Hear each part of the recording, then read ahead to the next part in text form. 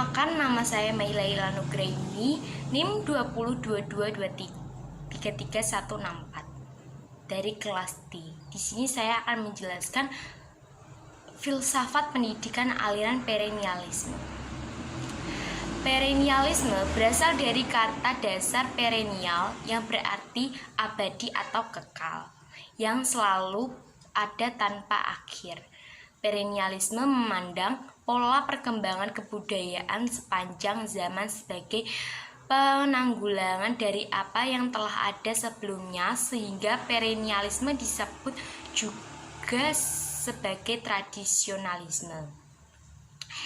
Esensi aliran ini yaitu menerapkan nilai-nilai atau norma-norma yang bersifat kekal dan abadi yang selalu seperti itu sepanjang sejarah.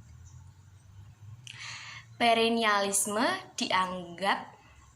dianggap sebagai suatu aliran yang ingin kembali atau mengundur kepada nilai-nilai kebudayaan masa lampau.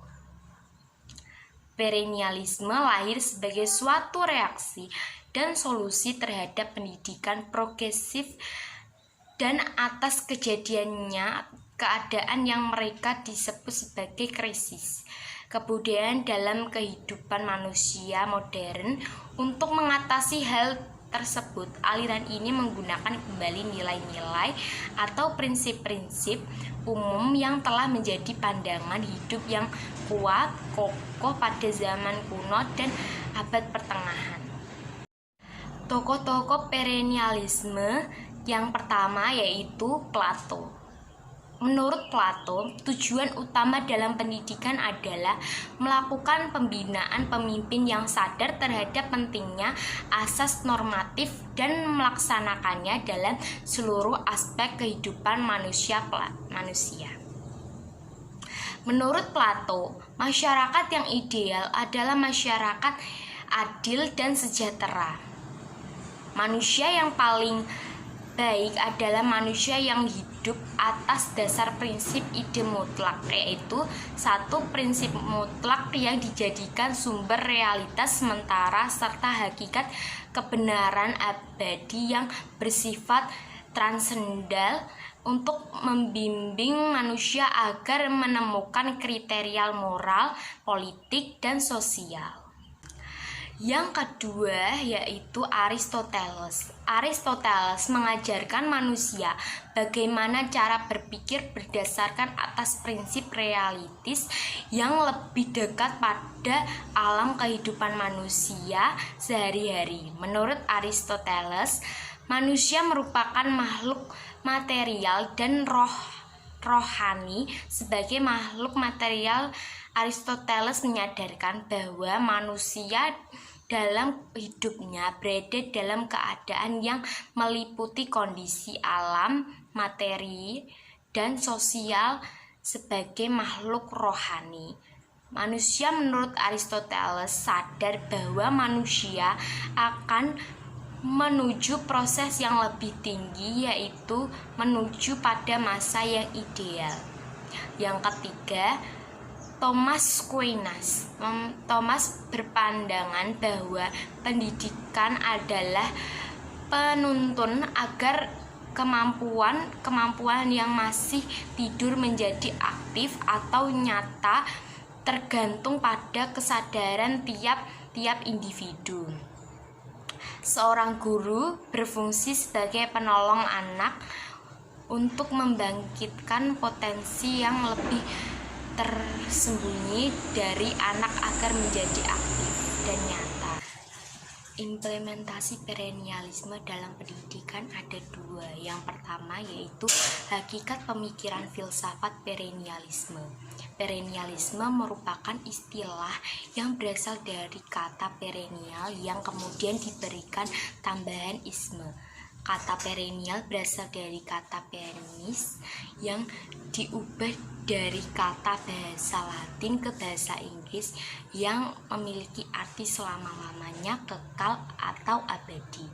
Istilah perennialisme berasal dari bahasa Latin yaitu dari kata perennis atau perennial yang berarti tumbuh terus-menerus melalui waktu hidup terus-menerus dari waktu ke waktu untuk abadi. Jika dianalogikan, adanya gejala yang sama dan berulangnya secara terus-menerus, pandangan ini selalu mempercayai nilai-nilai yang bersifat abadi baik kehidupan ini. Atas landasan tersebut, perennialisme berpandangannya bahwa perkembangan dari kebudayaan sepanjang jalannya merupakan bagian penguatan dari suatu yang telah ada sebelumnya, sehingga sering disebut dengan tradisionalis.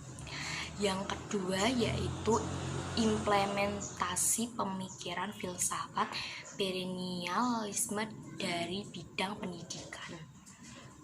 Pendidikan menurut kaum perennialisme sebagai proses kembali manusia sekarang seperti manusia masa lampau yang dianggap memiliki kebudayaan yang ideal.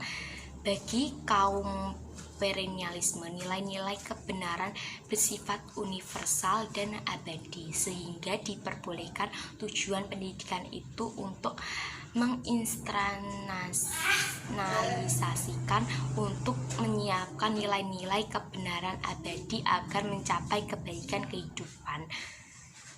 Guru memiliki peran dominan dalam pembelajaran. Guru adalah orang yang menguasai cabang ilmu dan dapat membimbing diskusi supaya siswa dapat mudah mencapai dan menyimpulkan kebenaran yang tepat.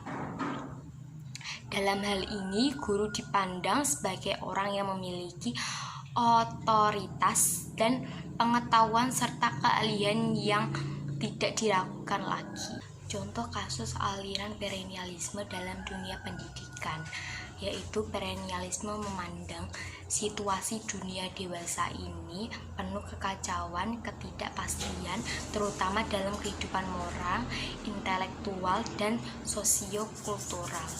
Solusi yang ditawarkan kaum perennialis adalah dengan menggunakan kembali nilai-nilai atau prinsip-prinsip umum yang telah menjadi pandangan hidup pada zaman kuno dan abad pertengahan dalam pembuatan kurikulum pendidikan yang bersifat subjek, berpusat pada materi pembelajaran yang bersifat universal dan seragam. Kesimpulan dari saya, aliran perennialisme merupakan aliran dalam filsafat pendidikan yang memandang bahwa kepercayaan aksiomatis zaman kuno dan abad pertengahan perlu dijadikan dasar pendidikan sekarang. Pandangan aliran ini tentang pendidikan adalah belajar untuk berpikir. Peserta didik juga dianggap bahwa mereka sudah memiliki potensi yang dari lahir yang harus diarahkan sehingga peserta didik untuk menyimpulkan kebenaran-kebenaran. Cukup sekian dari video saya. Terima kasih.